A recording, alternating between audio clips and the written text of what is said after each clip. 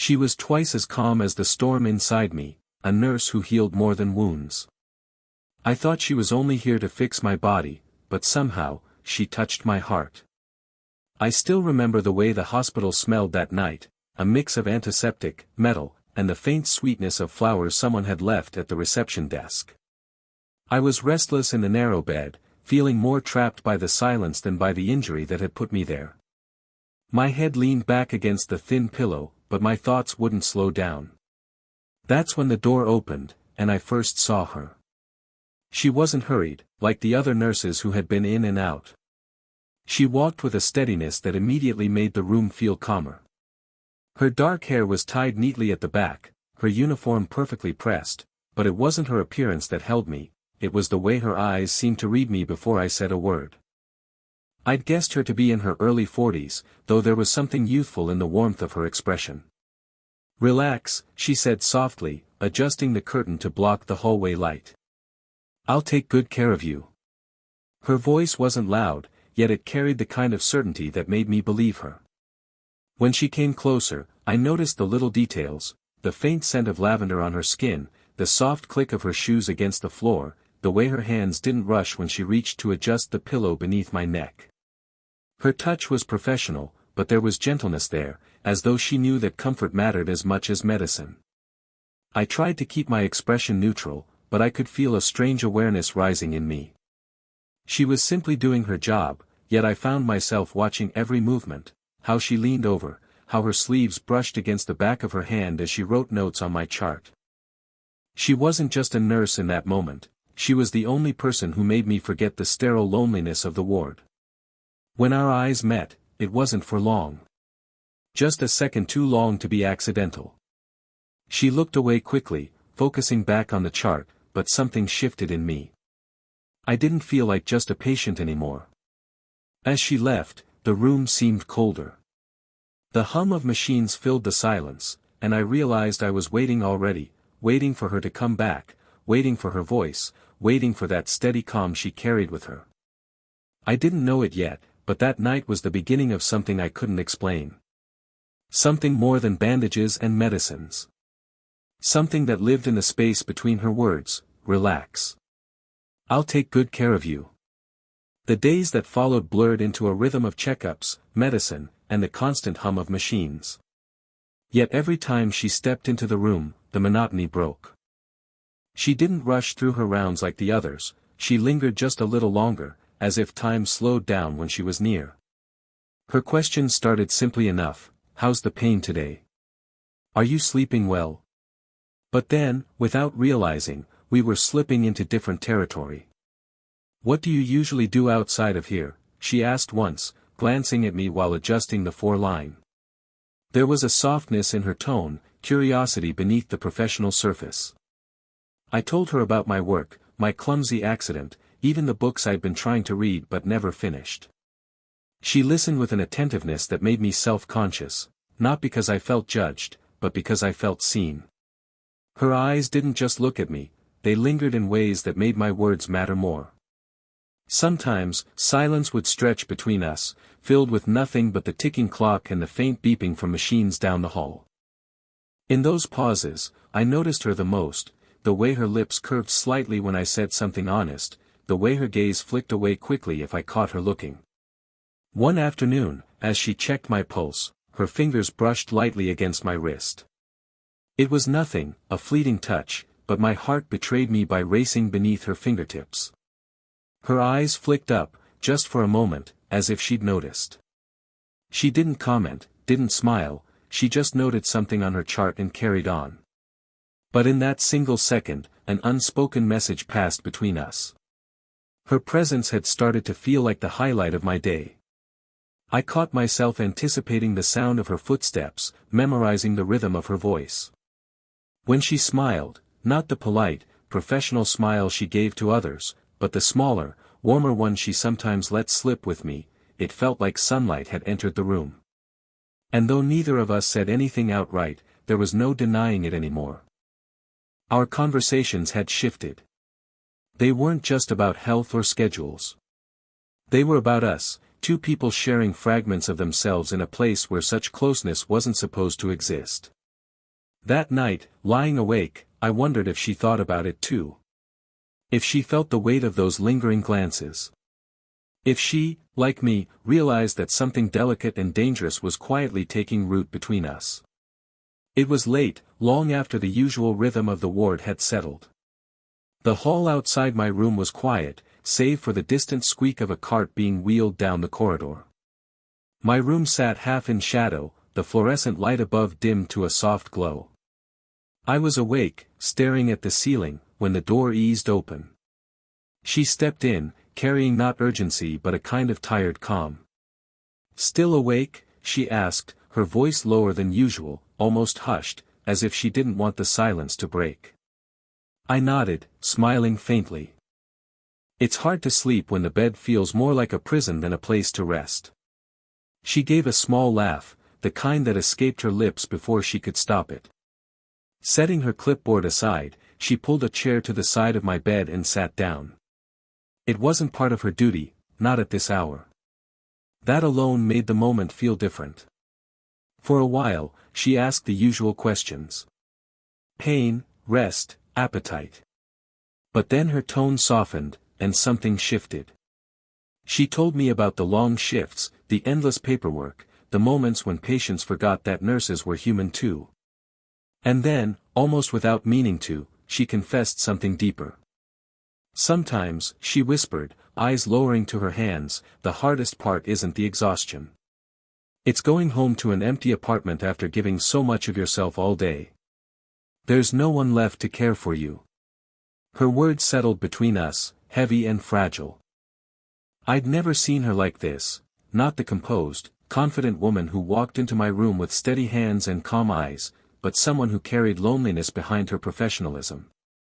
I didn't interrupt. I just listened, the way she had listened to me before. The hum of machines filled the silence, and when her voice wavered, I saw the vulnerability she usually kept hidden. Her hand, resting on the edge of my blanket, trembled slightly. Without thinking, I shifted closer, letting my fingers brush against hers. It wasn't bold, not even deliberate, just instinct. But when her eyes flicked up to mine, I saw gratitude there. And something else she didn't name. For the first time, I realized this wasn't just a nurse and her patient sharing words.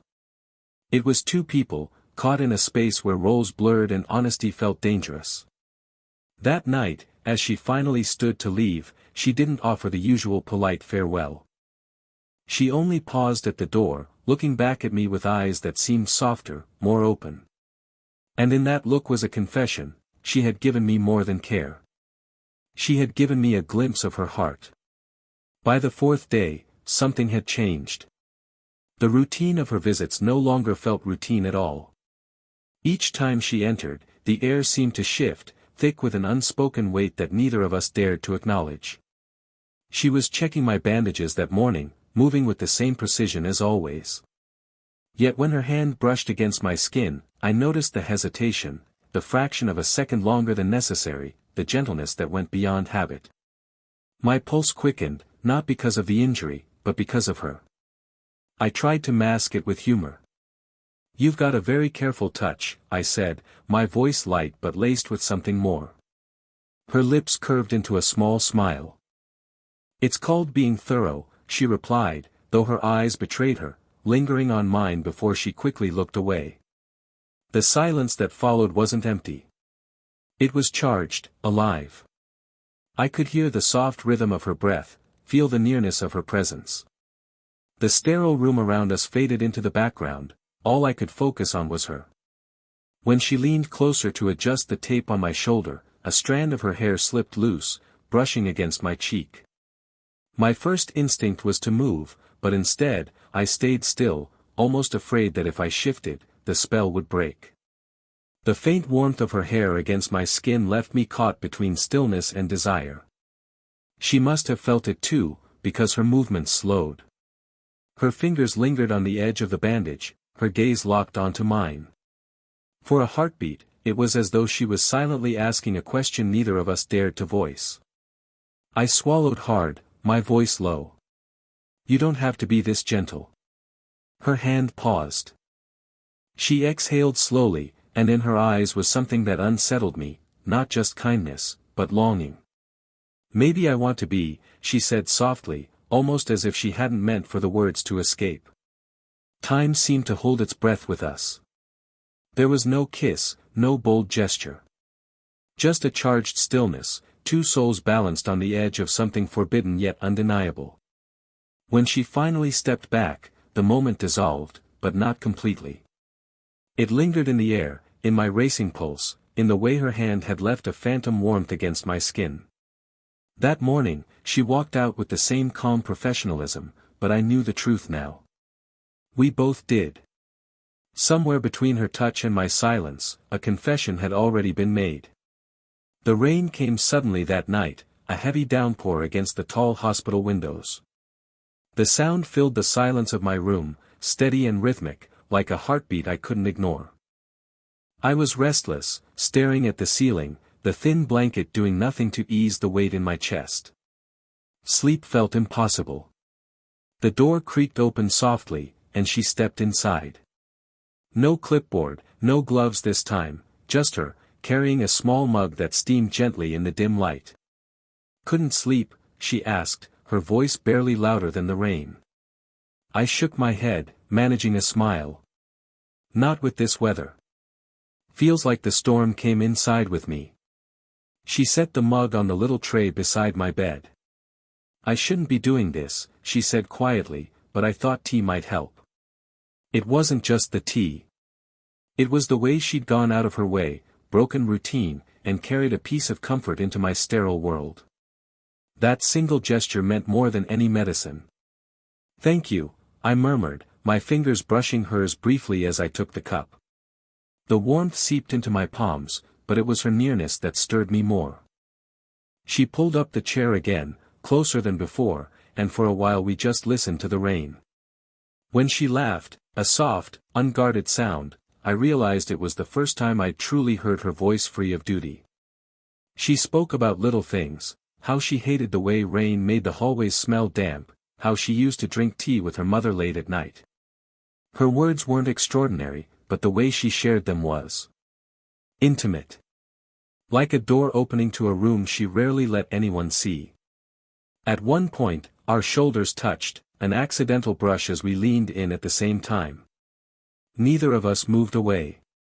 The contact was small, yet it sent a ripple through me, as if my body had been waiting for this quiet nearness. Her hand rested on the table between us, close enough that I could see the faint lines of age, the grace in every curve of her fingers.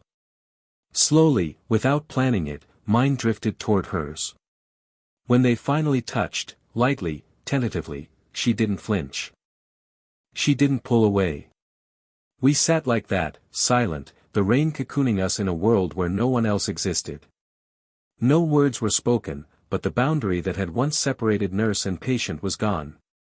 We had crossed it, not with declarations, but with the quiet bravery of two hands resting together in the dark.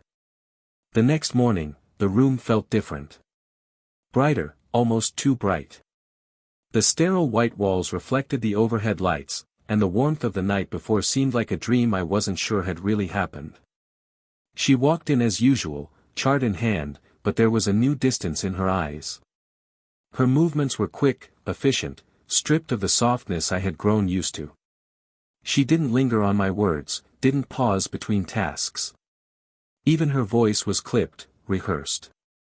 "How's the pain?" she asked flatly, not looking at me the way she used to.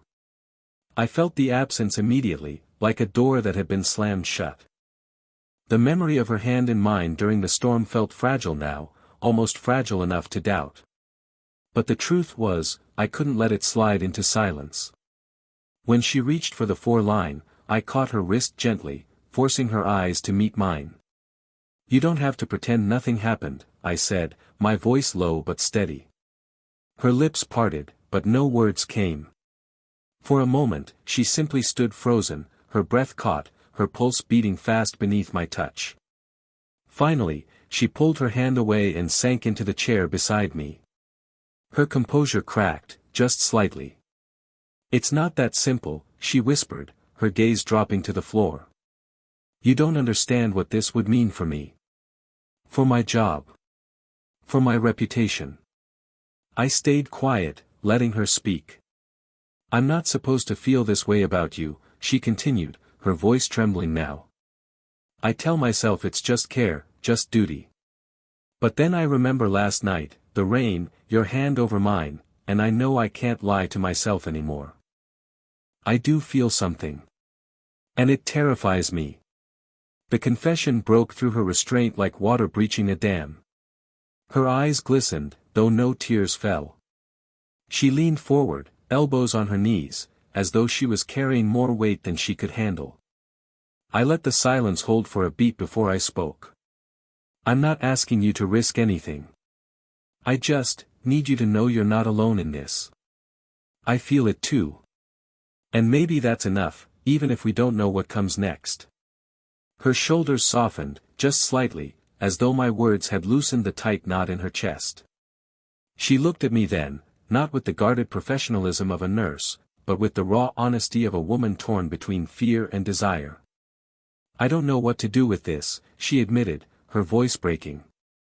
You don't have to decide right now, I answered quietly. You've taken care of me all this time. Let me take care of you, even if it's just by listening. For the first time that morning, her hand reached for mine. Hesitant, trembling, but real. And in that fragile touch was both her fear and her confession, two truths intertwined, waiting for the courage to grow into something more. The morning of my discharge arrived sooner than I expected. The rain had cleared, leaving the city washed clean, sunlight filtering through the hospital windows in golden streaks. I sat on the edge of the bed, dressed in my own clothes for the first time in days, feeling the strangeness of leaving behind a place that had been both a prison and, somehow, a sanctuary. She entered quietly, holding the final papers in one hand, her expression unreadable. Professional. Controlled. The woman I had first met days ago. But beneath that composure, I could still sense the shift, the afterglow of unspoken nights, of truths we hadn't dared to name fully. You're all set, she said, her voice steady. The doctor cleared you to go home. Just, take it easy, all right? I nodded, smiling faintly. I'll try. Though without your reminders, I'm not sure I'll manage. For the first time that morning, her lips curved into a small smile, reluctant but real. She busied herself with the papers, signing, handing me the last set of instructions. I wanted to tell her everything in that moment, how her presence had changed me, how she had given me more than care. But the words felt too heavy for the sterile space around us. When I stood, gathering my bag, she walked beside me to the exit. The hallways seemed longer than before, each step pulling me closer to goodbye. Neither of us spoke, but the silence between us was alive, filled with everything we hadn't said. At the sliding glass doors, sunlight poured in, bright and unrelenting. I turned to her, my chest tight with a mix of gratitude and reluctance. Thank you, I said softly. Not just for the medical care. For everything. You made these days bearable. More than that, you made them matter. Her eyes softened, the controlled mask faltering for a heartbeat. It was my job, she said, though her voice cracked on the last word. No, I answered gently, shaking my head. It was more than that. And you know it. She hesitated, caught between duty and honesty. Then, slowly, she stepped closer. The morning sun lit her face, revealing the quiet vulnerability she had tried so hard to hide. Her hand reached for mine, tentative, as if she still wasn't sure she had the right. But when her fingers slipped into my palm, the warmth was undeniable.